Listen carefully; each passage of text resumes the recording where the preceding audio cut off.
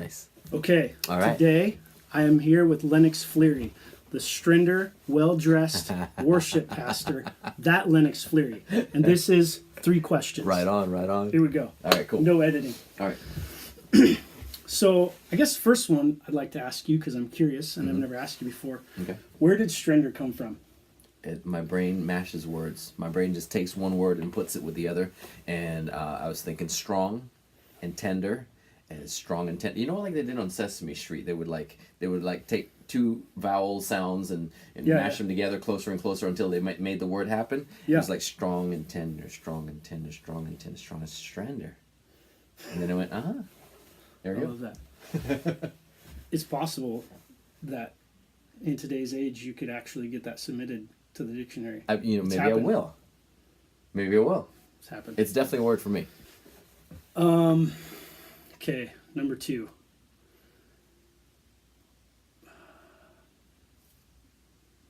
Is it okay to ask you a question about your family? Absolutely. Anything? Absolutely. Okay. Absolutely.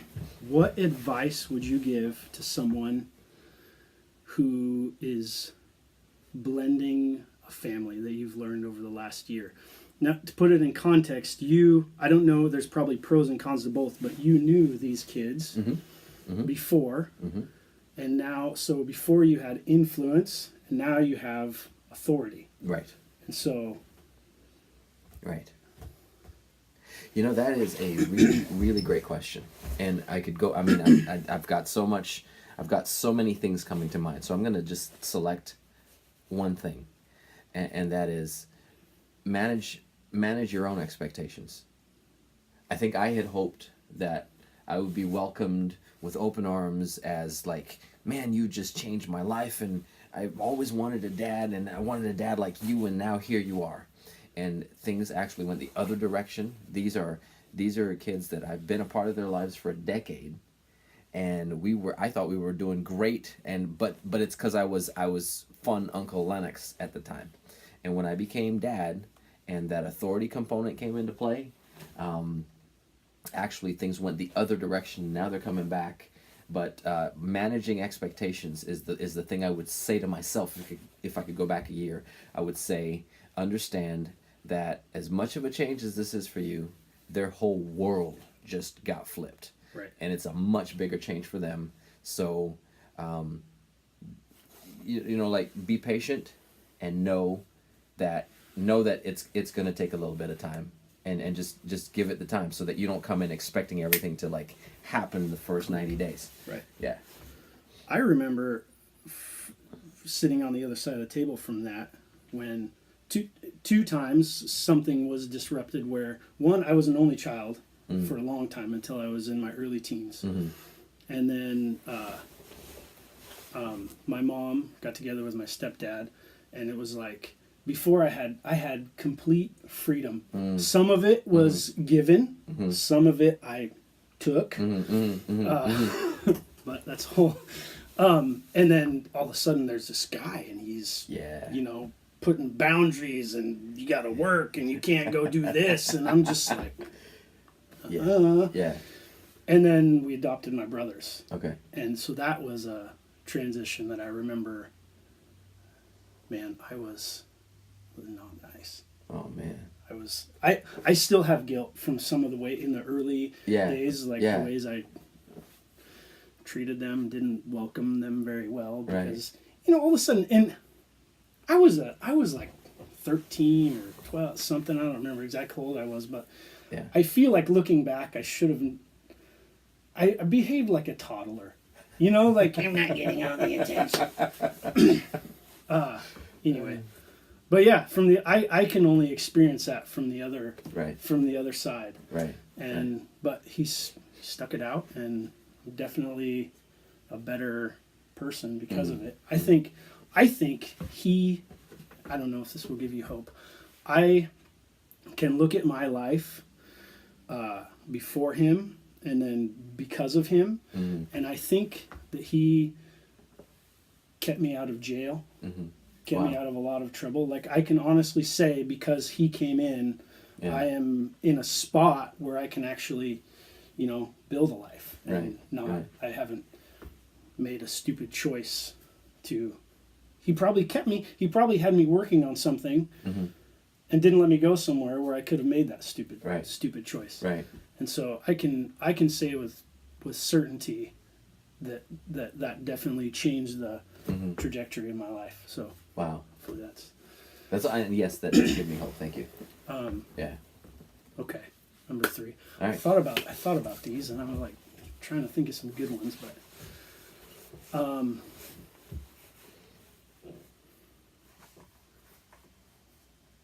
don't know if to go a little more serious. What is one thing that you hoped to do with your kids to take them somewhere or have an experience or whatever in the next 2 years? Disney World. And not Disneyland, Disney World. I can get them to Disneyland by saving and tightening my budget and just just sacrificing and just like squeezing the budget and putting some money aside. I can get them to Disneyland that way. But in order to go to Disney World, I'll have to increase as a businessman, as an entrepreneur. I'll have to grow to a new level in order to provide that experience. And so I want to take them to Disney World. They'll have a great time. It'll be fun for them. But what it'll communicate, what I hope it will communicate, is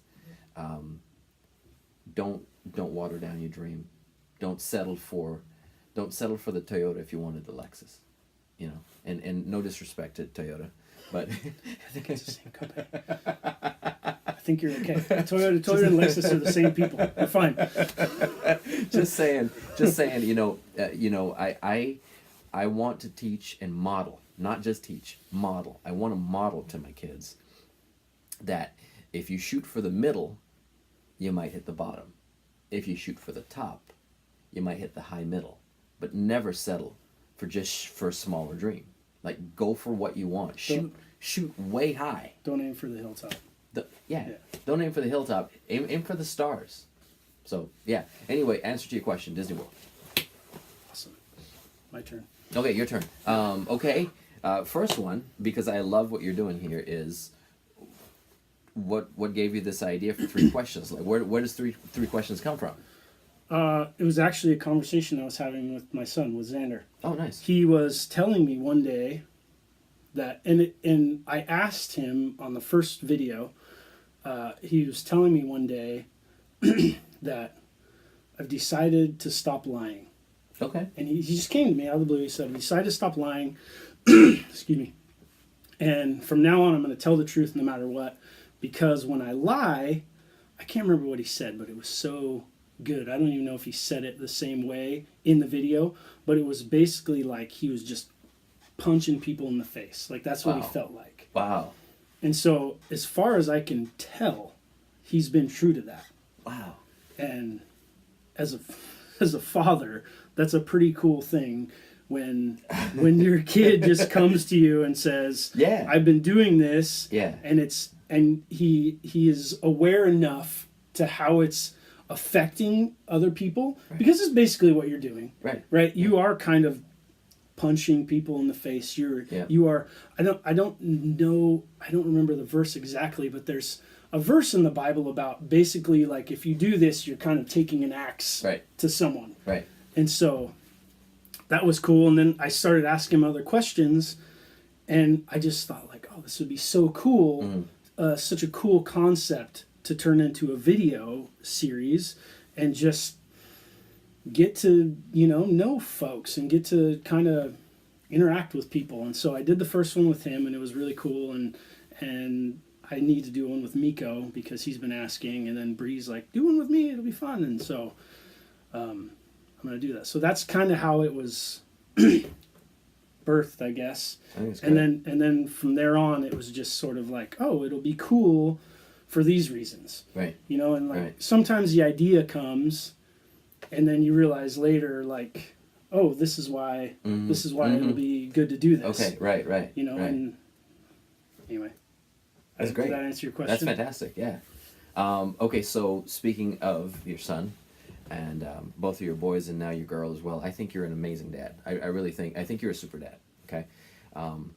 And so myself, stepping into the role of blending a family, I'm new at being a dad. I'm a dad for a year now, and you said that your dad, like, affected the trajectory of your life. But I'm just looking at you doing a great job with your kids. What is a piece of advice, one thing you would say to fathers about that you've learned, or that you are working towards? Just one piece of advice that you would give to fathers. The thing that I realize, and I know a lot of people don't agree with this, and that's fine. I don't care. It's my kids. I can do whatever I want. But is it, as a parent, I feel like I was always taught, like, you have to take control and establish your role as parent. It's like, I established my role as parent when you were conceived. Right? Like, I'm your dad, whether you like it or not. Right. And that's, you can't unscience it, or you can't argue it. Like, that's it. And so, I mean, there's so much stuff that we say that I just think is silly. Right. But to get back to your question, is like,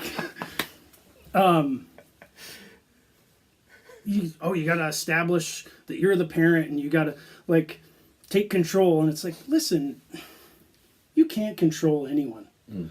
The only reason that I can control my 8-month-old daughter is because she's 8 months old and my hands are big enough to wrap around her stomach while I change her diaper to keep her from moving. Right. You know what I mean? Right. And so it's like, maintain connection and realize that they're not narcissists, they're children, and not everything that they do is done in malice. Right? There's so many times where my kids cause something to happen, something breaks or something spills or whatever, and they're just trying to help.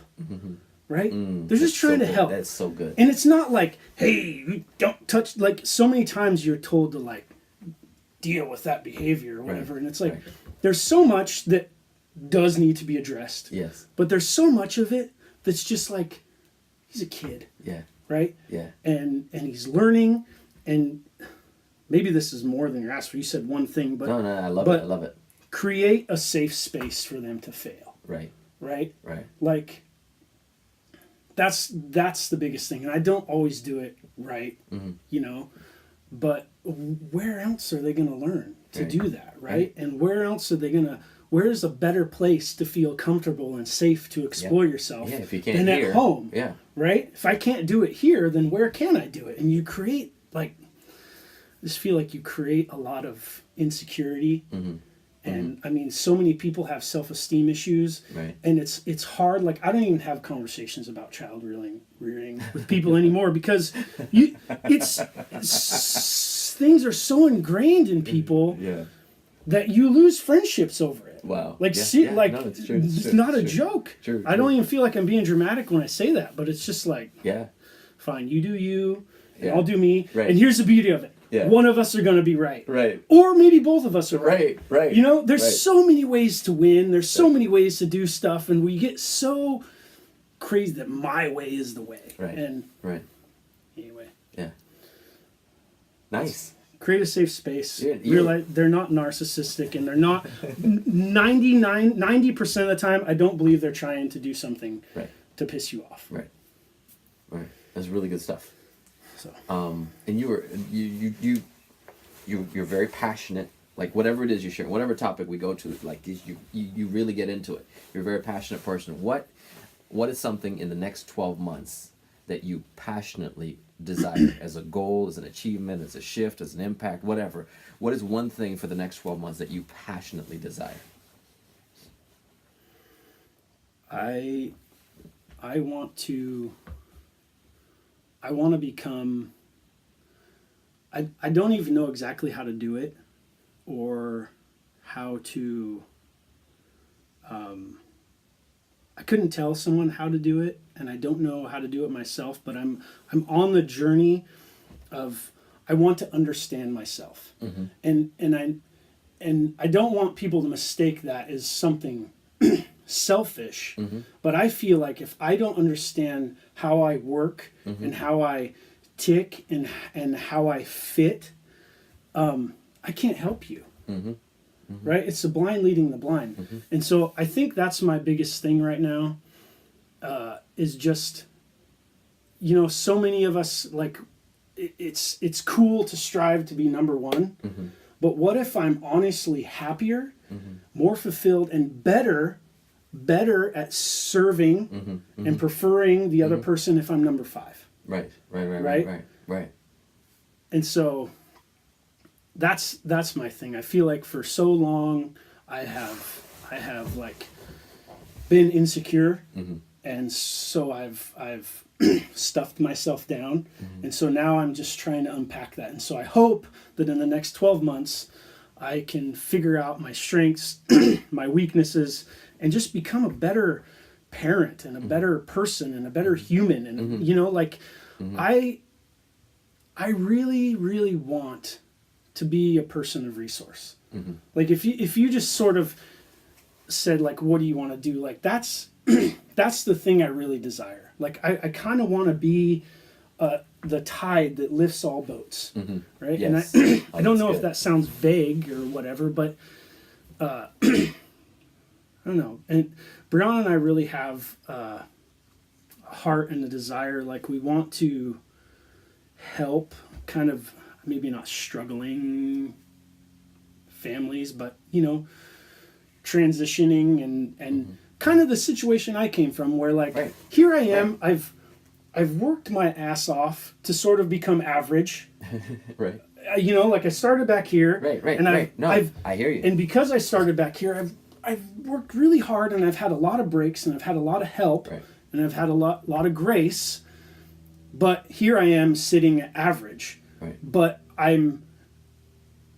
and so you feel kind of like, well, have I peaked? Is this it? This is a lot better than where I started and where I came from. Yeah. So it's easy to just chill. Yes. Right? Yes. But I'm not happy. Right. And so, and I'm not fulfilled, and I'm not helping anyone. Right. And I'm not a person of resource because I have enough resources to sort of help my family and myself and give a little bit of tithe to so and so. Right. But that's not it. Yeah. And so there's more. So I feel like I've explained it this way. Like I used to say, I'm trying to find my tribe, or I'm trying to find whatever. Like I need a mentor. Right. And so finally, I just told Brianna, like, I need to find my Morpheus. Yes. Like that's what I need. Right. Because I feel like at some point, like I can read more books, but I feel like in myself, I've peaked. Yeah. And I need someone else. Right. And I've come to that spot where I can finally say, like, I need help. Right. I need someone that's been where I've been and is going where I want to go. Right. And I want to find that person. I'm on a mission to find that person. Yeah. And so I've spent a really long time talking about this, but I guess I've answered my question now, which is your question, is that's in the next 12 months. Yeah. I hope I find my Morpheus. You're going to find your Morpheus. Dude, that's so good. That is so good. John Maxwell calls it the law of modeling. and basically everything that you just described is finding someone who has been where you are and they are now where you want to go, and you can follow their pathway. Yeah. That's good. Is that 3? That's 3. That's 3. That's 3. 3 questions. 3. Yeah. What? 3. Right there.